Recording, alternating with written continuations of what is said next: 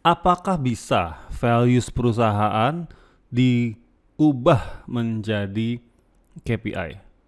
Kalau bisa atau nggak bisa, gimana caranya untuk memastikan bahwa values perusahaan ini benar-benar dilaksanakan?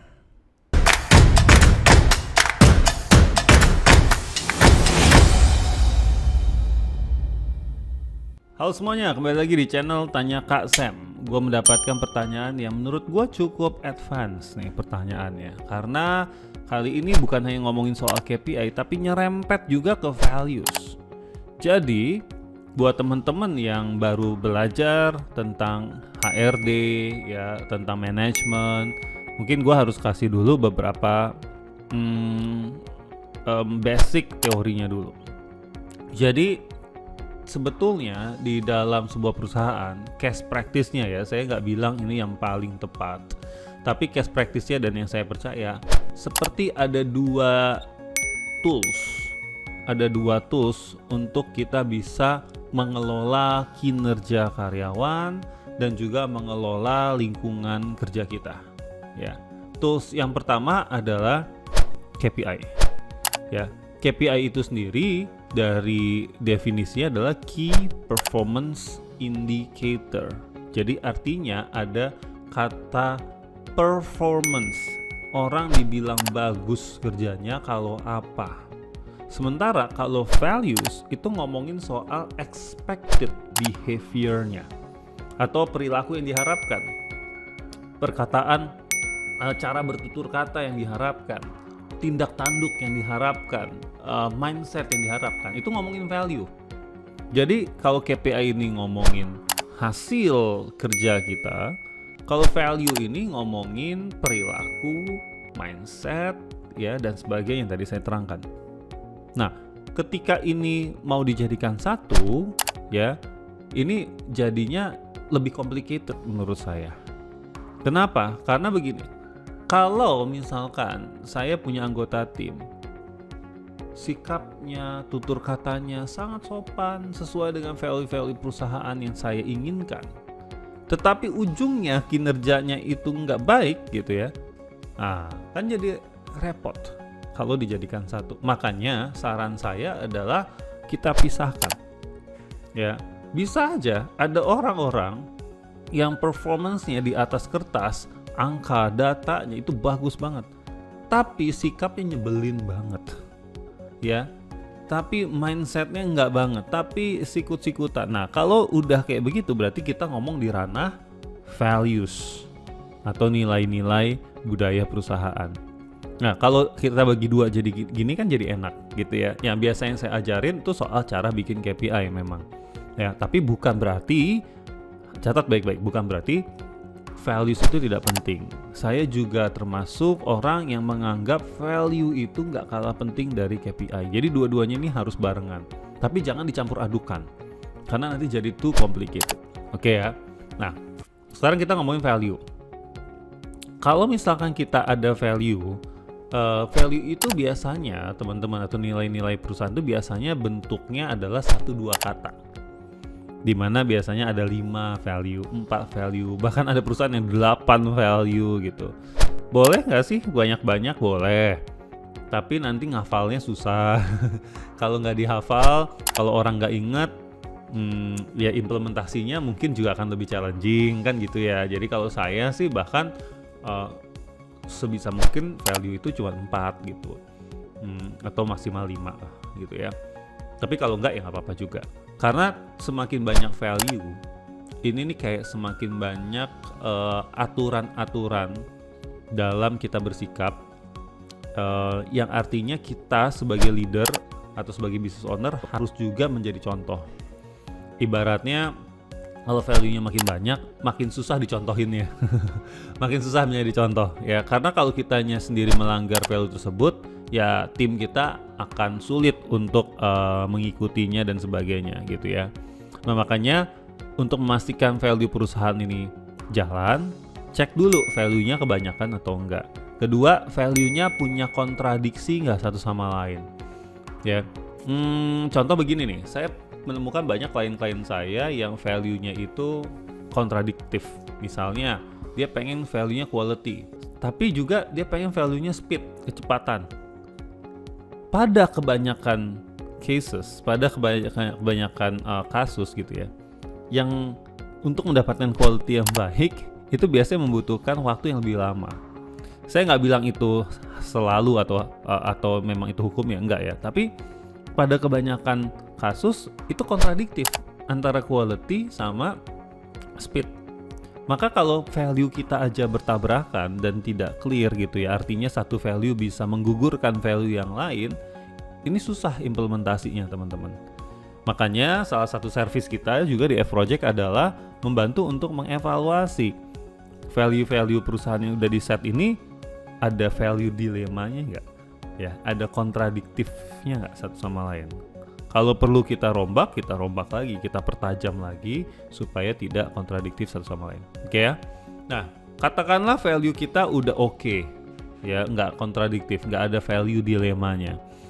Selanjutnya apa? Kita harus turunin value itu menjadi contoh-contoh perilaku supaya lebih gampang dipahami. Kalau kita bilang value-nya adalah excellence, ya, excellence itu apa? Kalau saya seorang OB, excellence itu apa maksudnya? Kan bingung gitu ya. Makanya kita harus turunkan ke contoh-contoh perilaku supaya orang tuh bisa memahaminya dengan lebih clear, lebih tergambar gitu. Setelah kita udah turunkan ke contoh perilaku, maka kita harus dengung-dengungkan terus, kita harus omongin terus, kita harus praktekkan terus, kita kasih rewards, kita bahkan kasih punishment ya buat orang-orang yang terbukti melanggar value-value tersebut. Nah, sekarang kita masuk ke bagian sistem rewards and punishment terkait dengan value, bukan terkait dengan KPI ya, beda. Tools yang biasa dipakai ya adalah ada 5 scale. Toolsnya biasanya pakai 5 scale. Misalkan saya ada value terus belajar gitu ya, semangat belajar terus gitu misalkan. Nah, nanti itu ditanyain tuh, menurut atasan saya gitu ya, si Sam ini mau belajar terus nggak sih 1-5? Oke, 5 itu artinya dia sudah menunjukkan value itu secara konsisten dan bahkan layak disebut sebagai role model. Nah, itu nomor 5 tuh ya, paling keren ya kan, role model. Role model itu artinya menginspirasi orang untuk terus belajar. Kalau nomor 4 ini biasanya definisinya adalah dia sudah konsisten melaksanakan value itu tapi belum nyampe di level role model. Jadi dia lakuin aja sendiri tapi dia belum bisa mempengaruhi orang lain. Oke. Yang ketiga adalah dia lebih cenderung melakukan itu tetapi memang belum konsisten ya. Jadi kalau ibaratnya condong lah ya, condong sudah memperlihatkan perilaku itu. Nah, kalau yang nomor 2 itu adalah kecenderungannya tidak memperlihatkan perilaku itu. Kalau nomor 1 dia berperilaku sebaliknya. Berarti ini yang paling parah ya. Sebaliknya, orang dibilang value kita adalah belajar terus, dia malah nggak mau belajar. Itu berarti nomor 1. Nah, biasanya survei ini dilakukannya atau diberikan penilaiannya itu dari atasan, anggota timnya dia kalau dia punya anggota tim, atau peersnya, teman-temannya gitu ya, yang sering berinteraksi dengan dia, atau kata kerennya adalah key stakeholdersnya. Jadi usahakan penilaian ini jangan hanya dari satu orang, karena kalau dari satu orang, kalau orang itu lagi bias gitu ya, takutnya nanti jadinya nggak fair buat orang tersebut gitu ya. Jadi sebisa mungkin dari beberapa orang, mungkin dari 4 orang, dari 5 orang gitu ya, supaya penilaian itu sedikit biasnya. Yang kedua, ada baiknya penilaian values ini dilakukannya lebih sering, karena kalau kita menilainya dalam setahun, orang udah lupa, aduh setahun kemarin lo ngapain aja ya, perilaku lo kayak apa ya, gue udah lupa. Celakanya lagi, penilaian cuma setahun, tapi di bulan tersebut pada saat kita menilai, orang ini lagi berantem nih sama atasannya atau sama peers ya, lagi nggak disukain ya, hanya pas di bulan itu. Ya tentu yang dikasih nilai adalah yang jelek-jelek gitu ya. Padahal the whole years, selama 11 bulan orang ini memperlihatkan perilaku-perilaku yang sesuai dengan values tersebut. Nah, jadi untuk mengurangi biasnya lagi tadi adalah si penilaian value ini sebaiknya dilakukannya agak lebih sering. Ya, tentu pro and cons, plus minus. Minusnya apa? Aduh, masa setiap 3 bulan sekali kita harus ngisiin gini, capek deh, kan gitu ya. Aduh, kayak nggak ada kerjaan lain aja sih gitu. Tapi plusnya adalah, pro-nya adalah supaya kita lebih objektif dalam menilai. Kalau 3 bulan mungkin kita masih agak inget lah 3 bulan ke belakang apa ya perilaku dia yang gue suka dan sebagainya, apakah dia menjalani role model di value ini atau apa dan segala macam. Oke? Nah itu untuk jawaban dari pertanyaan yang 2 pertanyaan tadi, apakah values perusahaan itu bisa dijadikan KPI? Jawaban simpel saya adalah sebaiknya jangan. Dipisahkan aja, KPI is KPI, value is value. Lalu cara mengukur atau mengimplementasikan value itu salah satunya adalah dengan menerapkan assessment atau survei seperti yang tadi saya sudah jelaskan. Nah, ketika misalkan hasilnya sudah ada, maka teman-teman bisa membuat your own rule, ya, peraturan kalian masing-masing, kebijakan kalian masing-masing. Contoh, ada yang membuat kebijakannya adalah kalau ada value yang nilainya 2 atau 1, ya, salah satu aja value-nya ada yang nilainya 2 atau 1 dan dikonfirmasi ternyata memang benar gitu ya, maka berapapun pencapaian KPI-nya ini akan menjadi nihil. Ya, artinya kalau misalkan KPI-nya mencapai target dan harusnya dia dapat bonus, tapi kalau value-nya ada yang dapat nilai 2 atau 1, dia nggak jadi dapat bonus. Ada yang bentuk hukumannya seperti itu. Ada juga yang bentuknya adalah merata-ratakan nilai value-nya. Jadi dari semua itu dirata-ratain jadi berapa nilai value-nya. Tapi kalau yang cara yang ini terus terang saya tidak rekomend. Saya nggak rekomend.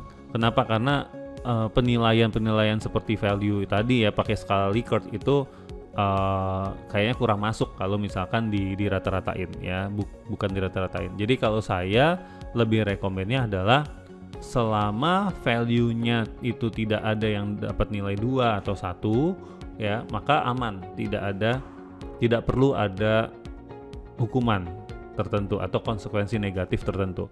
Kalau dia value-nya dapatnya nilai bagus-bagus semua, 5, 4 segala macam, tidak perlu juga menurut saya dijadikan bahan untuk kasih rewards khusus gitu ya. Tetapi perlu direkognisi, perlu di-recognize. Jadi perlu dikasih tauin ke orang-orang bahwa ini adalah role model nih menurut kita gitu ya, dalam value A, dalam value B dan seterusnya gitu. Supaya orang-orang belajar dan look up juga ke orang tersebut.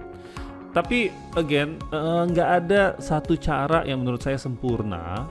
Jadi teman-teman feel free untuk mencoba-coba kira-kira cara mana, kebijakan seperti apa yang perlu diterapkan di perusahaan kalian untuk memastikan value ini dianggap serius sama sama karyawan kita gitu ya.